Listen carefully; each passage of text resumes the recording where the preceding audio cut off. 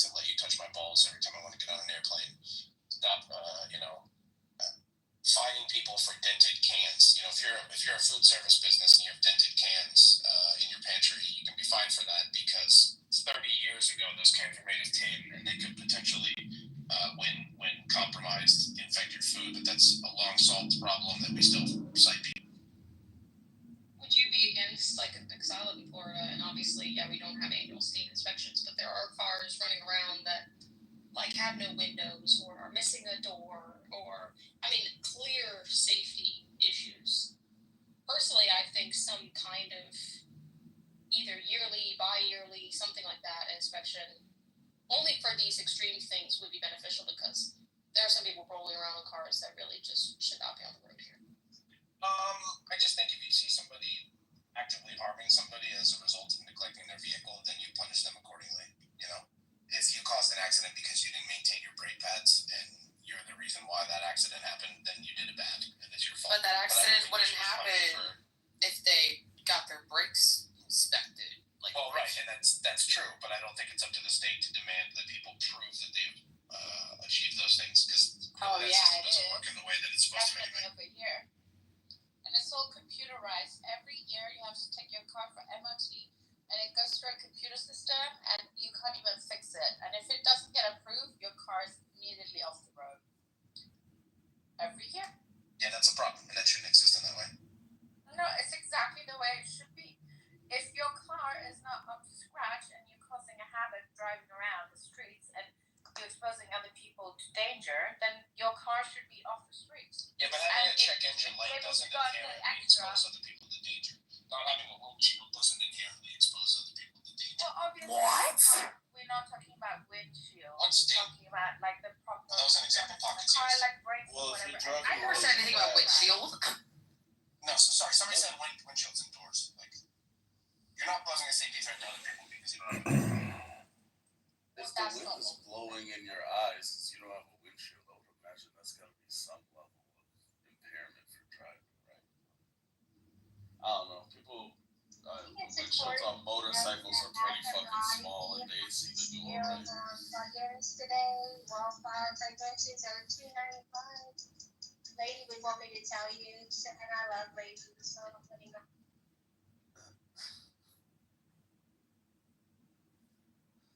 Somebody's helping Master Brad is gone. Well, I'm glad to see you back in White Mountain Chillism. It's been a minute. Okay, I'll say that I'm not done taking my nap, but it is inevitable that I'm going to cut at least 2 stage members out by the end of the day, I think. A great deal of things that you would fail most state inspections for aren't actual real-world safety implications. They have the potential to be safety implications, but I don't think people should be held financially responsible for harm that they may possibly cause. Yeah, but it's also business. Scott, welcome. You're right, it is a business. I'm recording the brain rot sufferers that found us. You may be one of them. I'm sure you're aware of some of your brain rot. You just know exactly how bad things have gotten for you personally. This is an indication of significant brain rot. The thing is, it wouldn't necessarily be like that if a lot of people complained, right? Generally, it's usually lobbyists that get their way, but that's... Sorry, let me turn the volume up here. Right again. It's fantastic. We know you're not a Palestinian, you're not a Guatemalan, you're here completely legally, you're not eating the dogs or the cat for that. Thanks, Scott. You have anything intelligent to say this afternoon on a beautiful Sunday as spring is rolling around the corner and we're about to go into a beautiful summer? Well, I'm like, I made the economy do like the Jesus Christ, right? It died and then it rose again, and who knows, maybe it'll die and rise again.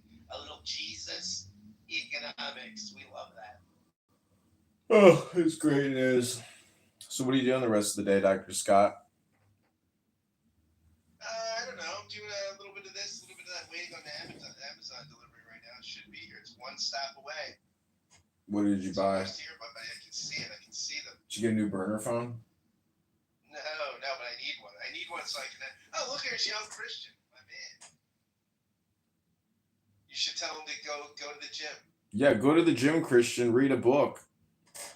Stop listening to hip hop. It's gonna brain rot you. You're gonna get brain rotted. Don't let brain rot happen to you. It's not too late for you. You can still be saved. You're right. You think Jesus saves? Wait till you find out about preventing brain rot. Clown House is the brain rot. Yep, this is a collection of low IQ stupid people who waste all their time. Listen in. Was fucking stupid. And you see how when they left, his big stupid ass left because he's fucking bored, because that's what it's like when you don't have anybody to fucking fight. And it's so stupid to me for you to fucking knock the centerpiece off the table, you dumb bitch. Anyway, okay, Yeah, no, I agree. It was pretty clear earlier, like, when I was providing an answer to the question that Samo was asking of Bima, he didn't want my answer. He wanted Bima's answer because he had a higher level of confidence that Bima's answer would be incorrect and misguided than mine. And as a result, he wanted me to shut up so Bima could say the wrong thing so then he could make fun of Bima for saying the wrong thing. And don't get me wrong, I participate in that sometimes too. absolutely I do. Hell yeah, I do. He knows that. Yeah, I would own it. I mean, look, calling Adams a faggot is fun. You know, is it fair? No. Is it ethical? Probably not. But it's definitely.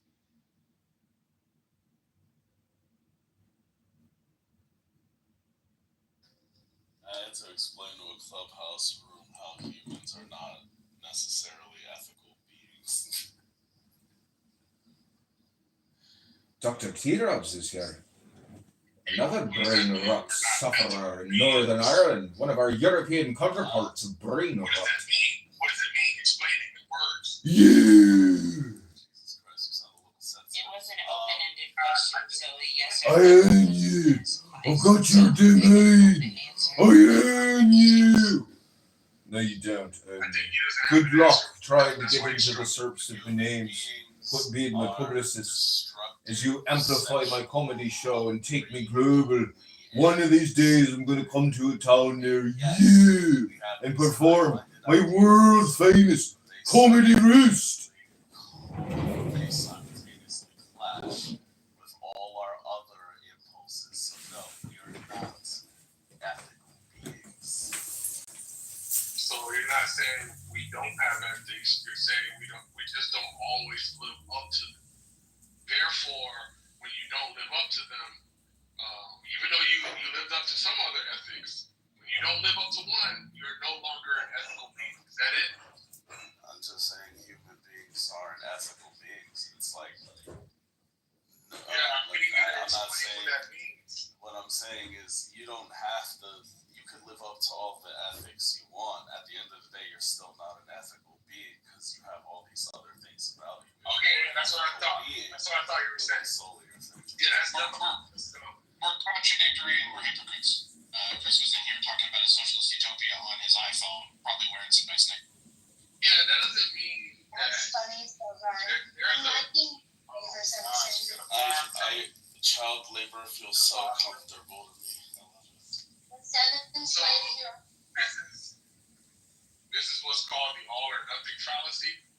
And there's something like in between or majority, right? And I take it that our society is mostly operating in ethical manners, even though we have impulses toward other things. We curtail those impulses and we try to live up to our higher morals. That's why we have like this overall trust system where I go to this food cart or food truck. I take it that this guy hasn't like intentionally poisoned, right? I take it that he thinks that it's beneficial for him to have fresh food and serve it properly and so on and so forth. So he doesn't kill me and I don't have to sue him, my family doesn't sue him, so on and so forth, right? And I just take it that a lot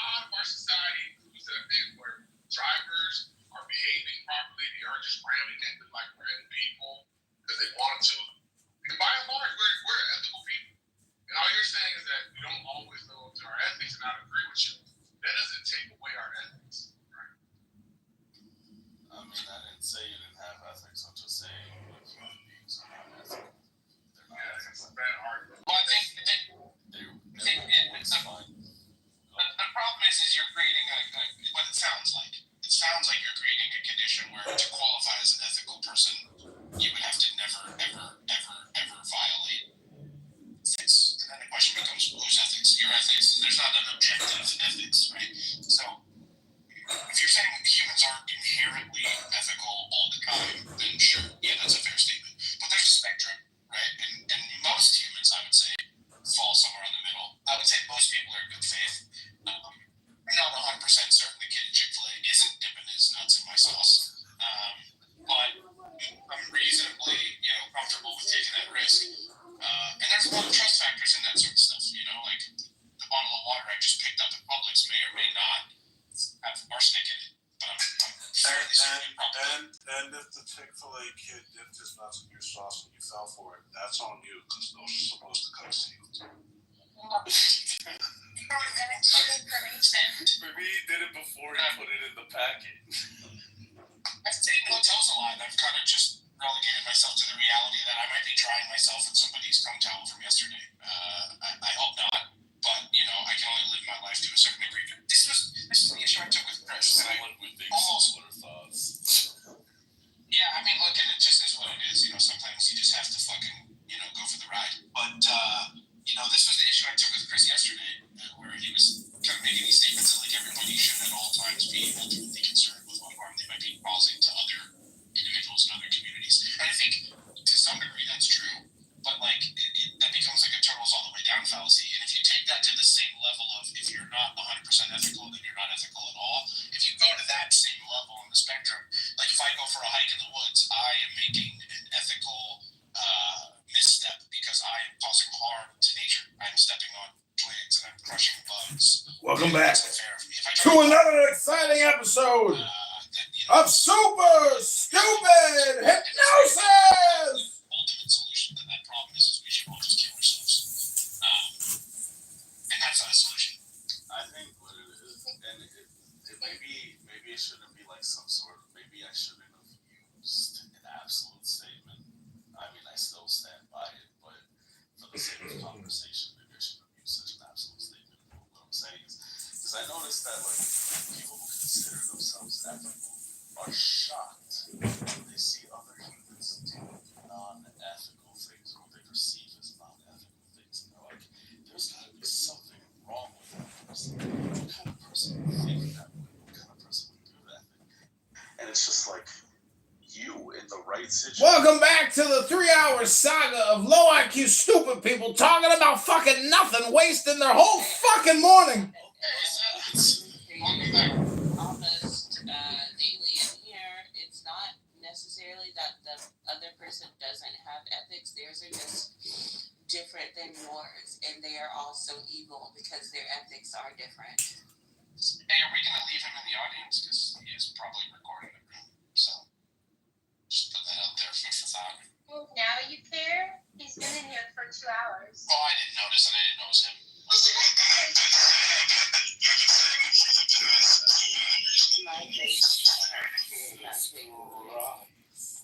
Let Monica have her blood. Monica might be off like a crazy person, but somehow he manages to pay for the 200 cell phones he seems to have. So something's working. He's accomplishing something. He's on disability. Oh, I'm sorry. Docs! Anyway. Docs! I recorded the part where people could potentially misconstrue that I was comparing blacks to bugs. Okay. Well, what do you think about, though, why the ops stay crying? Not that they are unethical because of, I guess, whatever assessment you've made, but that their ethics also could just be different and they are also considered equally as bad. Which kind of goes to Concrete's point a little, that in some way we have our own ethics. I don't think so. I'm of the belief that morality is personal and ethics are systemic.